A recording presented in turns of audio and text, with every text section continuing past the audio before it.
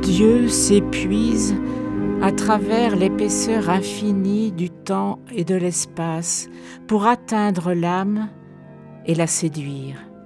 Quand Dieu en a fait la conquête, il l'abandonne, il la laisse complètement seule.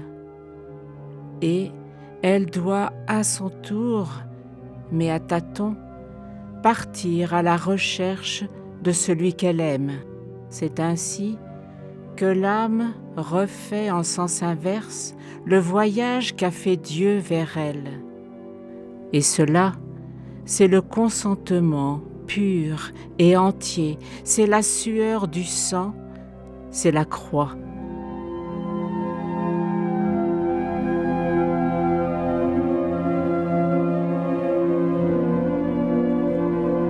Il y a 2700 ans, alors que l'Empire romain en était à son balbutiement, un grand prophète de Jérusalem, Isaïe, annonçait la venue de celui qui allait partager l'histoire des hommes en deux. Il annonçait aussi son épreuve et son sacrifice en termes saisissants. Nous l'avons humilié, méprisé, compté pour rien. Or, ce sont nos souffrances qu'il portait. 700 ans plus tard, l'Empire romain va vers l'apogée de sa puissance. Celui qu'Isaïe avait annoncé est là. Quelles sont ses œuvres ? Nourrir les affamés, rendre la vue aux aveugles, délivrer les possédés, purifier les lépreux. Aussi, c'est sous les acclamations du peuple, avec palmes et louanges, qu'il entre dans Jérusalem.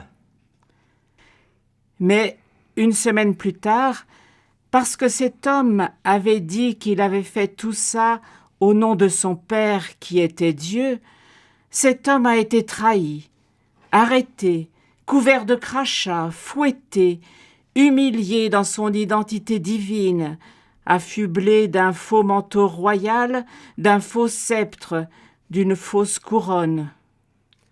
Cette couronne de dérision fut fabriquée à la hâte par ses gardes, avec un cercle de joncs, entouré de tiges épineuses d'un arbuste de Judée. Le disciple Matthieu nous raconte la scène.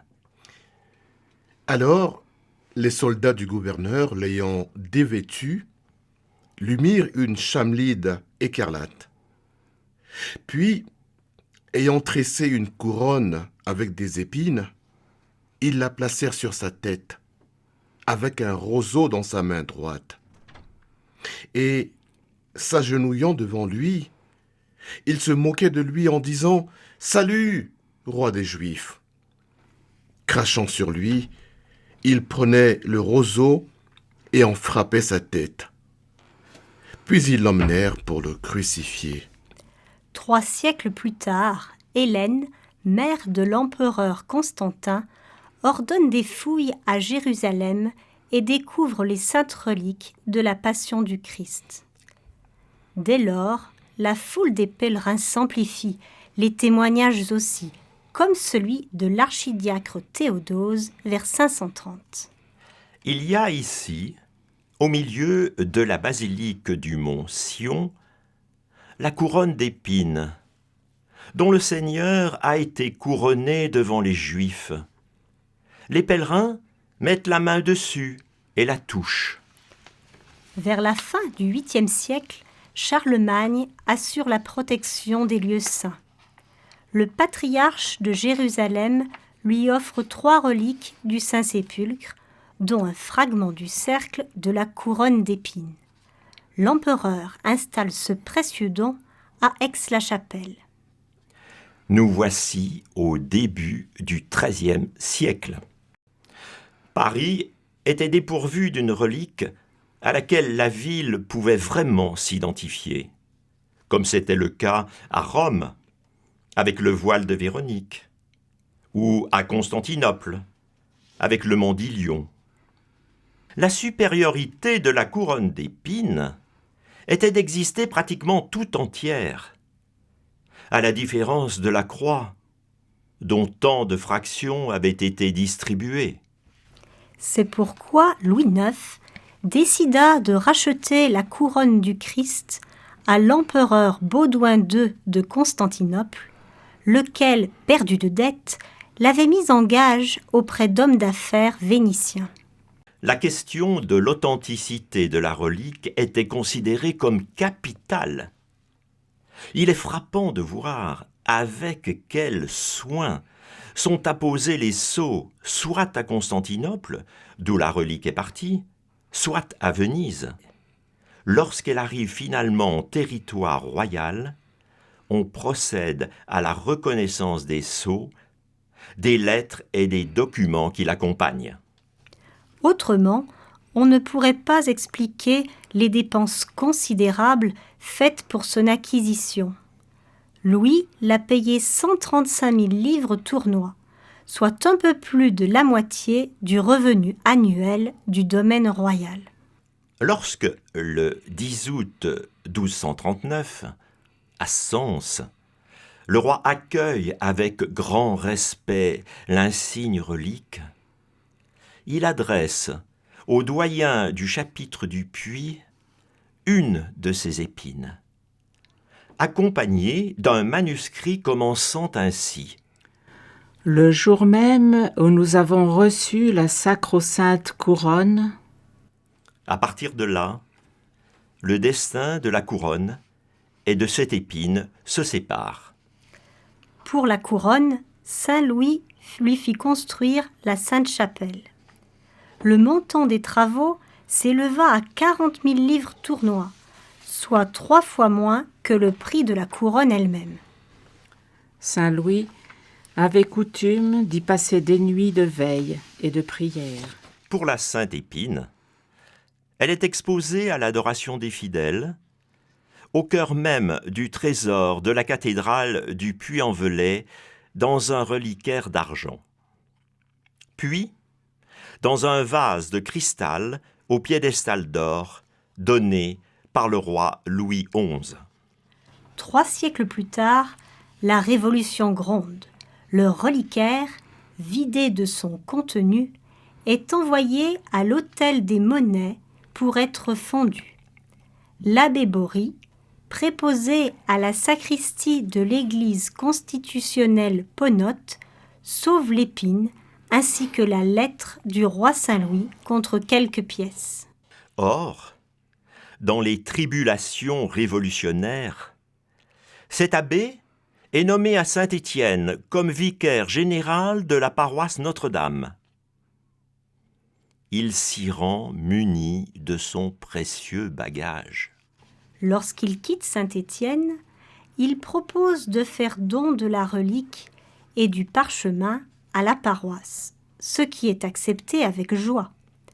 Son curé fut autorisé à ériger la confrérie des 5 plaies qui protégeait la relique et à fixer une fête en son honneur. D'abord conservée dans une custode provisoire, celle-ci est remplacée, sous le Second Empire, par un remarquable reliquaire dû à l'orfèvre Armand Caillat. Une souscription auprès des paroissiens couvrit la dépense. Les années passent, le 3e millénaire s'ouvre, mais la Sainte Épine n'est plus visible. La ville de Saint-Étienne souhaite exposer à nouveau et mettre en exergue ce reliquaire. Sous l'égide des affaires culturelles régionales, une vitrine forte est tout spécialement conçue pour le protéger. Il est alors installé, toujours à Saint-Étienne, dans la chapelle du Magnificat et de la Sainte-Épine, en l'église Sainte-Marie de la Visitation. Dans cet espace dédié, le reliquaire bénéficie d'une présentation permanente, accompagnée d'informations tant historiques, artistiques que spirituelles. L'église néo-byzantine Sainte-Marie de la Visitation protégé au titre des monuments historiques, possède, sur cette même thématique, 2 peintures classées. Dans la chapelle éponyme, on peut voir l'enfant Dieu remettre la couronne d'épines à Catherine de Sienne.